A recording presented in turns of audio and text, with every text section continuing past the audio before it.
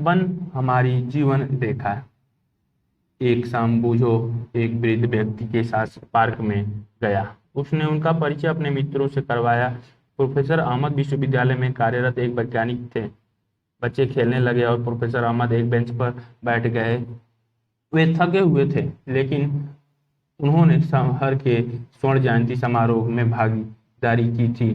थोड़ी देर में बच्चे उनके इर्द गिर्द आकर बैठ गए। बच्चे समारोह के बारे में जानना चाहते थे। प्रोफेसर अहमद ने उन्हें बताया कि सांस्कृतिक कार्यक्रम के पश्चात वरिष्ठ नागरिकों ने शहर की बेरोजगारी की समस्या पर चर्चा की थी। शहर के ठीक बाहर स्थित वन क्षेत्र की सफाई करके एक कारखाना स्थापित करने की योजना प्रस्तुत की गई थी। इससे शहर की बढ़ती जनसंख्या को नौकरी पाने का एक मौका मिलेगा। बच्चों को बहुत आश्चर्य हुआ जब प्रोफेसर अहमद ने उन्हें उनके लोगों बताया कि अनेक लोगों ने इसका का प्रस्ताव का विरोध किया था।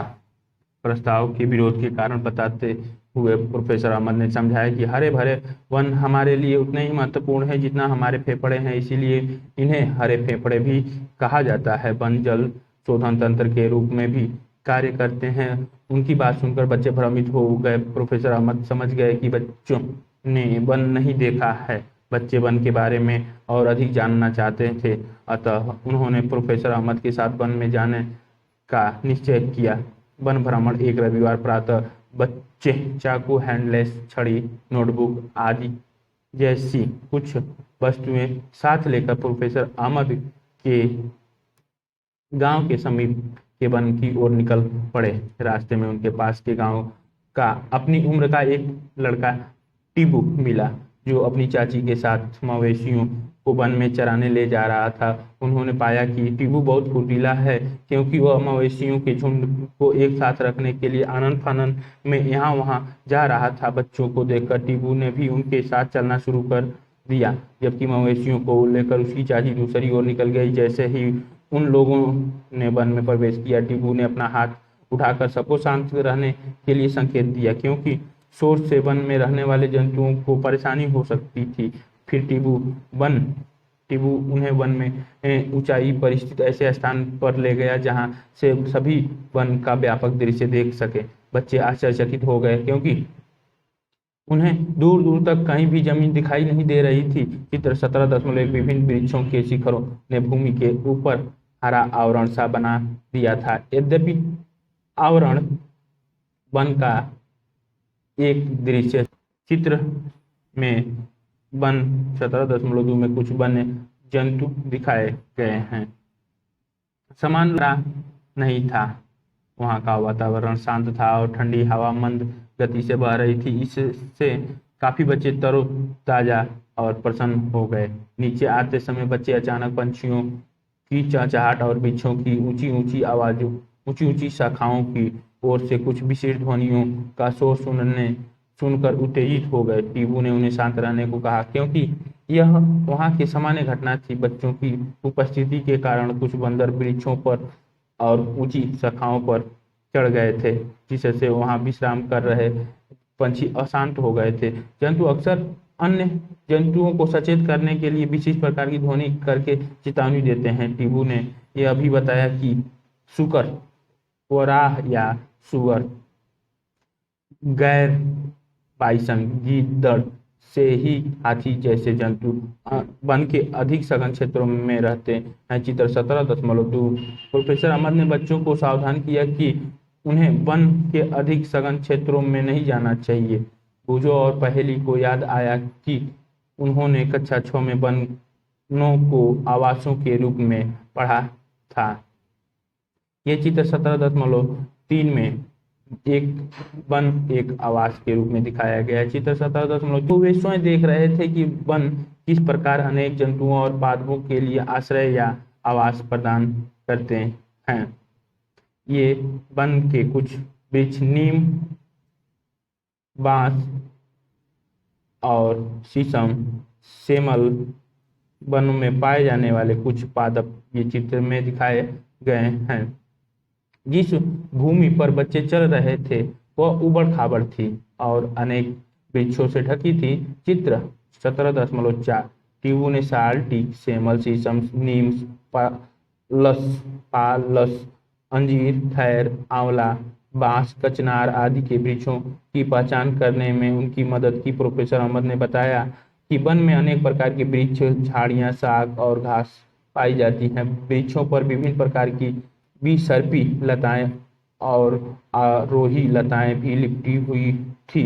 वृक्षों की घनी पत्तियों के आवरण के कारण सूर्य मुश्किल से ही कहीं दिखाई दे रहा था, जिससे वन के अंदर काफी अंधकार था। क्रियाकलाप 17.1 अपने घर के विभिन्न वस्तुओं को ध्यान से देखकर उन वस्तुओं की सूची बनाइए जो ऐसी सामग्री से बनाई गई हैं जिन्हें वनों से प्राप्त किया गया होगा। आपकी सूची में काष्ठ से बनी अनेक वस्तुएं जैसे प्लाईवुड, ईंधन की लकड़ी, बक्से, कागज, माचिस की तीलियां और फर्नीचर हो सकते हैं। क्या आप जानते हैं कि गोंद, तेल, मसाले, जंतुओं का चारा और औषधि पादप जड़ी बूटी भी वनों से प्राप्त उत्पाद हैं। चित्र 17.5 शीला समझ नहीं पा रही थी कि आखिर इन वृक्षों को किसने शहद, मोहरी, लाख, लकड़ी की मूर्ति, कत्था, गोंद, कुछ अन्य उत्पाद लगाया होगा। प्रोफेसर अहमद ने बताया कि प्रकृति में वृक्ष पर्याप्त मात्रा में बीज उत्पन्न करते हैं। वनों की भूमि उनके अंकुरण और नवोद्भिद और पौधों में विकसित होने के अनुकूल परिस्थितियां प्रदान करती है। इनमें से कुछ वृक्षों के रूप में वृद्धि कर जाते हैं। उन्होंने यह भी बताया कि किसी वृक्ष की शाखीय भाग तने से ऊपर उठ जाता है जो शिखर कहलाता है। चित्र 17.6 प्रोफेसर अहमद ने बच्चों से ऊपर की ओर देखकर यह नोट करने को कहा कि वन में ऊंचे वृक्षों की शाखाएं किस प्रकार कम ऊंचाई के वृक्षों के ऊपर छत थी। ये कुछ शिखर आकार के वृक्ष चित्र में दिखाए गए हैं। इनके ऊपर छत की तरह दिखाई देती हैं। उन्होंने बताया कि यह बीतान कैनोपी कहलाता है। चित्र 17.7 में दिखाया गया। क्रियाकलाप 17.2 और पादपों से प्राप्त होने वाले उत्पादों के आधार पर तालिका 7.1 को भरे। हरे श्रेणी में पौधों का एक उदाहरण पहले से दिया गया है। दी गई तालिका में उदाहरण जोड़ें। गोंद, बबूल, लकड़ी, शीशम, औषधि, नीम, तेल, चंदन। क्रियाकलाप 17.2 अपने आसपास के किसी वन अथवा उद्यान में जाइए, वृक्षों को देखिए और उनके नाम जानने का प्रयास कीजिए। इस कार्य में आप अपने बुजुर्गों, अध्यापकों अथवा पुस्तकों की सहायता ले सकते हैं। जिन वृक्षों को आप देखें उनकी विशेषताओं जैसी लंबाई, पत्तियों का आकार, शिखर, पुष्पों और फलों की सूचीबद्ध कीजिए। कुछ वृक्षों के शिखर के चित्र भी बनाइए। प्रोफेसर अहमद ने बताया कि वृक्षों के शिखर की आकृति और अमाप साइज में परस्पर भिन्न होते हैं। इसी कारण किसी वन में विभिन्न ऊंचाइयों पर क्षैतिज परतें बनी होती हैं। इन्हें अधोतल कहते हैं। चित्र 17.7 विशाल और ऊंचे वृक्ष शीर्ष परत बनाते हैं जिनके नीचे झाड़ियां और ऊंची घास की परतें होती हैं और सबसे नीचे की परत शाक बनाती हैं। क्या सभी वनों में वृक्ष समान प्रकार के होते हैं? बुझो ने पूछा।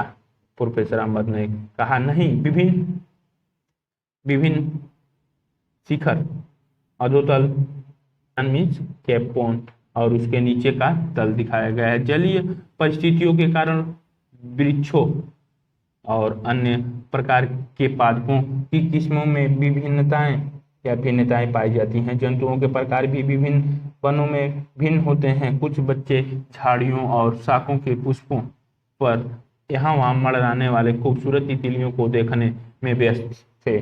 उन्होंने झाड़ियों के नजदीक जाकर उन्हें देखने का प्रयास किया था। ऐसे करते समय उनके बालों और वस्त्रों पर बीज और झाड़ियां चिपक गई। बच्चों को वृक्षों की छाल, पौधों की पत्तियों और वन भूमि पर सड़ गल रही क्षयमान पत्तियों पर अनेक वन भूमि की सतह पर पत्तियां की तरह दिखाई गई है। कीट मकड़ी दिए। चित्र 17.8 उन्होंने उन जीवों के चित्र बनाने आरंभ कर दिए। वन भूमि और भूमि की सतह गहरे रंग की दिखाई दे रही थी तथा वह सूखी और क्षयमान पत्तियों, फलों, बीजों, टहनियों और छोटे शाखों से ढकी हुई थी। क्षयमान पदार्थ आर्द्र और गर्म थे। बच्चों ने अपने संग्रह के लिए विभिन्न बीजों और पत्तियां एकत्र कर ली।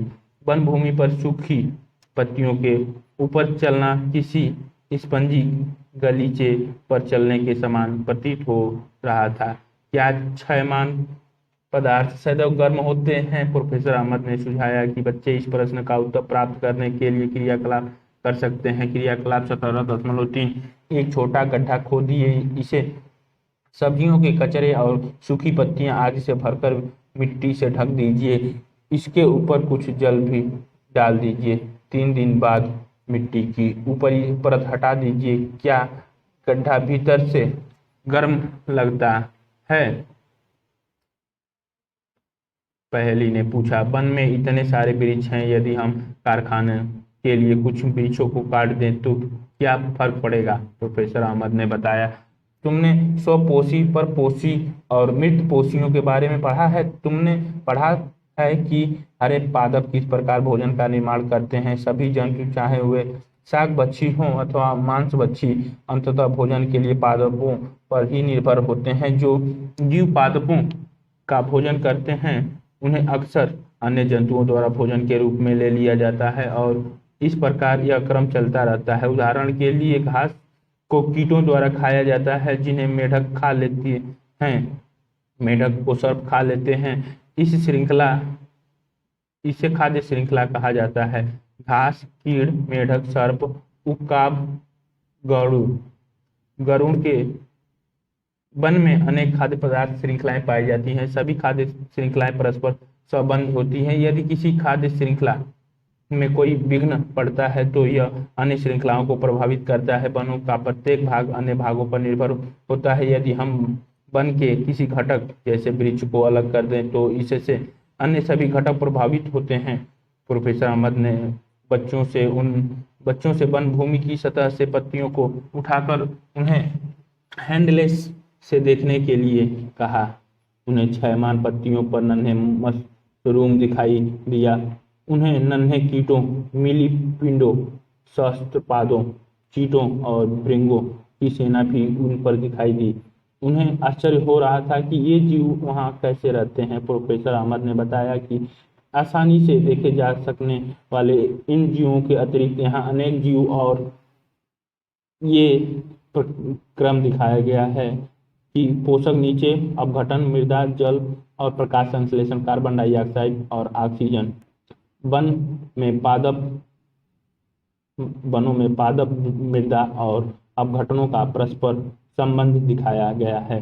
सूक्ष्म जीव ऐसे भी जो मृदा के भीतर रहते हैं। पहेली को आश्चर्य हो रहा था कि मशरूम और अन्य सूक्ष्म जीव क्या खाते हैं। प्रोफेसर अहमद ने बताया कि ये मृत पादपों और जंतु ऊतकों को खाते हैं और उन्हें एक गहरे रंग के पदार्थ में परिवर्तित कर देते हैं, जिसे ह्यूमस कहते हैं। हमने ह्यूमस के बारे में अध्याय 9 में पढ़ा था। आपको मृदा की कौन सी परत में ह्यूमस मिलता है? मृदा के लिए इसकी क्या उपयोगिता है? पादप और जंतुओं के मृत शरीर को ह्यूमस में परिवर्तित करने वाले सूक्ष्मजीव अपघटक कहलाते हैं। इस प्रकार के सूक्ष्मजीवों वन में महत्वपूर्ण भूमिका निभाते हैं। यह जानकारी मिलते ही पहेली ने मृत पत्तियों को हटाना आरंभ कर दिया और कुछ ही देर में भूमि पर ह्यूमस की परत को खोज निकाला। ह्यूमस की उपस्थिति यह सुनिश्चित करती है कि मृत पादपों और जंतुओं के पोषक तत्व मृदा में निर्मुक्त होते रहते हैं। वहां से ये पोषक तत्व पुनः सजीव पादप के मूलों द्वारा अवशोषित कर लिए जाते हैं। शीला ने पूछा, जब वन में कोई जंतु मर जाता है तो उसका क्या होता है? टिब्बू ने उत्तर दिया कि मृत जंतु गिद्धों, कौओं, गिद्धड़ों और कीटों का भोजन बन जाते हैं। इस प्रकार पोषक तत्वों का चक्र चलता रहता है, जिससे वन में कुछ भी व्यर्थ नहीं जाता। चित्र 17.9 पहेली ने प्रोफेसर अहमद को याद दिलाया कि उन्होंने यह नहीं समझाया है कि वनों को हरे फेफड़े क्यों कहा जाता है। प्रोफेसर अहमद ने समझाया कि पादप प्रकाश संश्लेषण के प्रक्रम द्वारा ऑक्सीजन निर्मुक्त करते हैं। इस प्रकार पादप जंतुओं के श्वसन के लिए ऑक्सीजन उपलब्ध कराने में सहायक होते हैं। वे वायुमंडल में ऑक्सीजन और कार्बन डाइऑक्साइड के संतुलन को भी बनाए रखते हैं। चित्र 17.10। इसीलिए वनों को हरे फेफड़े कहा जाता है। चित्र में का संतुलन दिखाया गया है। पादप इधर और जंतु इधर। पादप ऑक्सीजन छोड़ते हैं, जंतु ग्रहण करते हैं। जंतु कार्बन डाइऑक्साइड छोड़ते हैं, पादप ग्रहण करते हैं। बच्चों ने देखा कि आसमान में बादल बन रहे हैं। बोझों ने याद दिलाया कि उसने कक्षा 6 में जल चक्र के बारे में पढ़ा था। वृक्ष अपने मूलों से जल अवशोषित करते हैं और वाष्पोत्सर्जन द्वारा जल वाष्प निर्मुक्त करते हैं। यदि वृक्षों की संख्या कम होती तो जल चक्र किस प्रकार प्रभावित होता। टिब्बू ने उन्हें बताया कि वन केवल पादपों और जंतुओं की आवास ही नहीं है, वन क्षेत्र में अनेक मानव समुदाय भी रहते हैं। इनमें से कुछ विभिन्न जनजाति के हो सकते हैं। टिब्बू ने समझाया कि ये लोग अपनी अधिकतर आवश्यकताओं के लिए वनों पर निर्भर करते हैं। वन उन्हें भोजन, आश्रय, जल और औषधि प्रदान करते हैं। वन क्षेत्रों में रहने वाले ये लोग वहाँ के अनेक औषधि पादपों के बारे में जानते हैं। पहेली ने अपने मित्रों को याद दिलाया कि वे प्रकाश संश्लेषण के बारे में अध्याय 1 में पढ़ चुके हैं। बुझो एक छोटे झरने से पानी पी रहा था तो उसने देखा कि हिरण का एक झुंड उससे कुछ दूरी पर झरने को पार कर रहा था। चित्र 17.11 में कुछ ही पल में सभी हिरण झाड़ियों में गायब हो गए। सघन झाड़ियां और ऊंची घास जंतुओं को भोजन ये सघन झाड़ियों में भोजन। चित्र 17.11 में वन में हिरण दिखाए गए आश्रय प्रदान करती है। ये उन्हें वन में रहने वाले मांसभक्षी जीवों से सुरक्षा भी प्रदान करती है। टिब्बू ने ध्यान से वन के फर्श को देखना प्रारंभ कर दिया। अचानक कुछ देर बाद उसने बच्चों को अपने पास बुलाया। उसने उन्हें कुछ जंतुओं की लीद दिखाई और विभिन्न जंतुओं की लीदों के बीच अंतर समझाया। प्रोफेसर अहमद ने उन्हें बताया कि वन अधिकारी वन में कुछ जंतुओं की उपस्थिति की जानकारी उनकी लीद और पद चिन्हों के आधार पर करते हैं। बुझो ने सबका ध्यान जंतुओं की लीद की ओर एक बड़ी क्षयमान ढेरी की ओर आकर्षित किया। उस ढेर पर अनेक भृंग और कैटापिलर लार्वा पनप रहे थे तथा अनेक नवोद्भिद भी अंकुरित हो रहे थे। प्रोफेसर अहमद ने बताया कि ये नवोद्भिद कुछ शाकों और झाड़ियों के हैं। जंतु भी कुछ पादपों के बीजों को प्रकटित करते हैं। इस प्रकार जंतु वनों में पादप को वृद्धि करने और उनके पुनर्जनन में सहायक होते हैं। जंतुओं का क्षयमान गोबर नवोद्भिदों को उगाने के लिए पोषक तत्व भी प्रदान करता है। यह सुनने के बाद बुझो ने अपनी नोटबुक में नोट किया। पादपों की अधिक किस्मों को आश्रय देकर वन शाकाहारी जंतुओं को भोजन और आवास के लिए अधिक अवसर प्रदान करते हैं। शाकाहारियों ये पौधा पीपल का पहेली को याद आया कि उसने अपने विद्यालय की पार्श्व दीवार पर पीपल का एक पौधा उगा हुआ देखा था। चित्र 17.12 क्या आप यह समझने में उसकी सहायता कर सकते हैं कि वह वहाँ कैसे उग आया। कि अधिक संख्या का अर्थ है विभिन्न प्रकार के मांस पक्षियों के लिए भोजन की अधिकता, उपलब्ध जंतुओं की विविध किस्मों, वन की पुनर्जनन और वृद्धि में सहायक होती है। अपघटन वन में उगने वाले पादपों के लिए पोषक तत्वों की आपूर्ति को बनाए रखने में सहायक होते हैं। इस प्रकार वन एक गतिक सजीव और जीवन क्षमता से भरपूर है। अब लगभग दोपहर हो गई थी और बच्चे वापस जाना चाहते थे। टिब्बू ने वापस जाने के लिए एक और रास्ता सुझाया। जब वे वापस जा रहे थे तभी वर्षा होने लगी। उन्हें यह देखकर आश्चर्य हुआ कि वर्षा की बूंदें वन भूमि पर सीधे नहीं पड़ रही थी। वर्षा शुरू हो गई। वाष्पोत्सर्जन और वनस्पति के अनेक परतें वर्षा की बूंदों की चाल को कम कर देती है। क्षयमान सामग्री से ढकी भूमि स्पंज की भांति प्रतीत होती है। मूल मंत्र भौम्य जल स्तर मूल मंत्र जल के भूमि में अस्रावित होने में सहायक होता है। वर्षा जल की बूंदें वृक्ष से धीमे धीमे टपकती है और भूमि में अस्रावित हो जाती है। बितान की सबसे ऊपरी परत वर्षा की बूंदों को विच्छन कर रही थी, अर्थात छोटी छोटी फुहारों में परिवर्तित कर रही थी। अधिकांश जल वृक्षों की शाखाओं, पत्तियों और तनों से होता हुआ नीचे की झाड़ियों और शाख पर धीमे धीमे गिर रहा था। चित्र 17.13 उन्होंने पाया कि कई स्थानों पर भूमि अब भी सूखी थी। लगभग आधे घंटे बाद वर्षा रुक गई। उन्होंने पाया कि वन भूमि की सतह पर गिरी मृत पत्तियों की परतें अब कुछ कुछ गीली हो गई हैं, लेकिन वन में कहीं भी जल का जमाव होता दिखाई नहीं दिया। बुझो मन ही मन में सोच रहा था कि यदि इतनी तेज वर्षा उसके शहर में हुई होती तो नाले और सड़कें पर पानी से भर गई होती। नाले और सड़कें पानी से भर गई होती। ये चित्र में दिखाया गया है। एक में यदि वन नष्ट होंगे तो वायु में कार्बन डाइऑक्साइड की मात्रा बढ़ेगी, जिससे पृथ्वी का ताप बढ़ेगा। दूसरे में पेड़ों और पादपों की अनुपस्थिति में जीवों को खाद्य का और आश्रय नहीं मिलेगा। तीसरे वाले में पेड़ों की अनुपस्थिति में मृदा जल को नहीं बांध पाती है, जिससे बाढ़ आती है। चौथे वाले में हमारे जीवन और वातावरण के लिए वन अपरोपण घातक है। सोचिए, हम वनों को संरक्षित रखने के लिए क्या कदम उठा सकते हैं।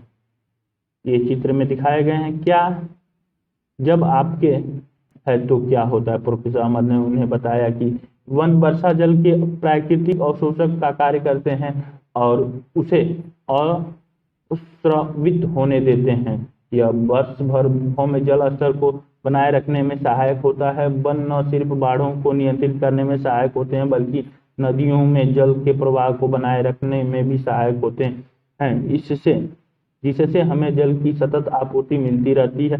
इसके विपरीत यदि वृक्ष न हो तो वर्षा जल सीधे भूतल पर गिरकर आसपास के क्षेत्रों में भर सकता है। तेज वर्षा मृदा की ऊपरी उपजाऊ परत को भी क्षति पहुंचा सकती है।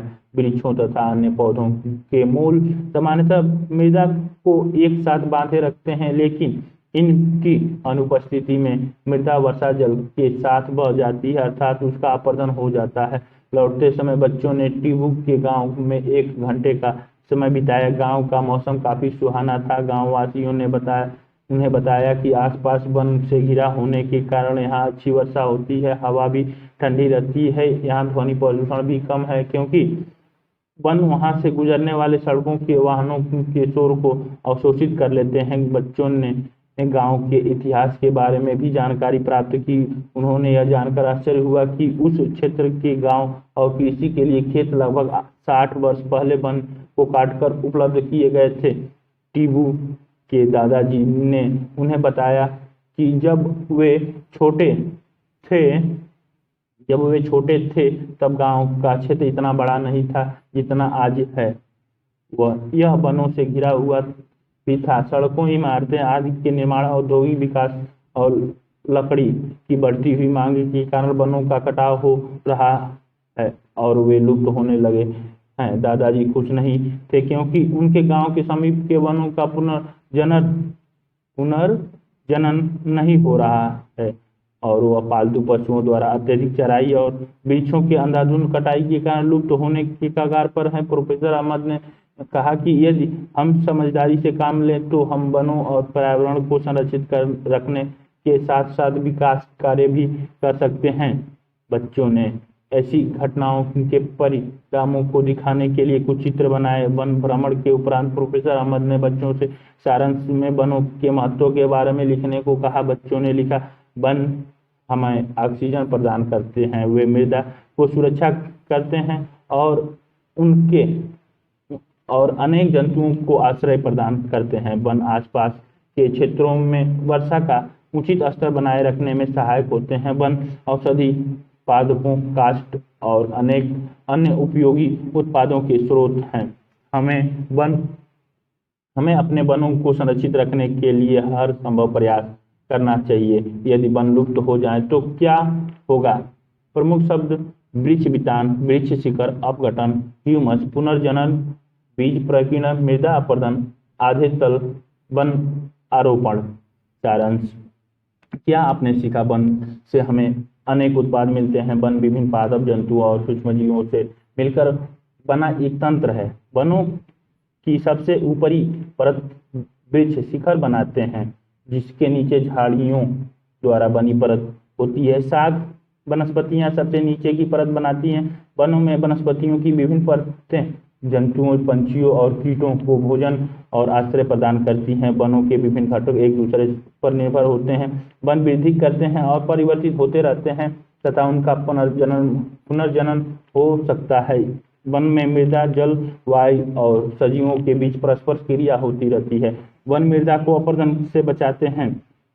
मृदा वनों को वृद्धि करने और उनके पुनर्जनन में सहायक होती है। वन क्षेत्रों में वास करने वाले समुदायों को वन उनके जीवन के लिए आवश्यक सभी सामग्री उपलब्ध कराते हैं। वन इन समुदायों के जीवन का आधार प्रदान करते हैं। वन जलवायु, जल चक्र और वायु की गुणवत्ता को नियमित करते हैं। अभ्यास प्रश्न, उसके बाद आ गया आपका कि विस्तारित अधिगम्य क्रियाकलाप और परियोजना।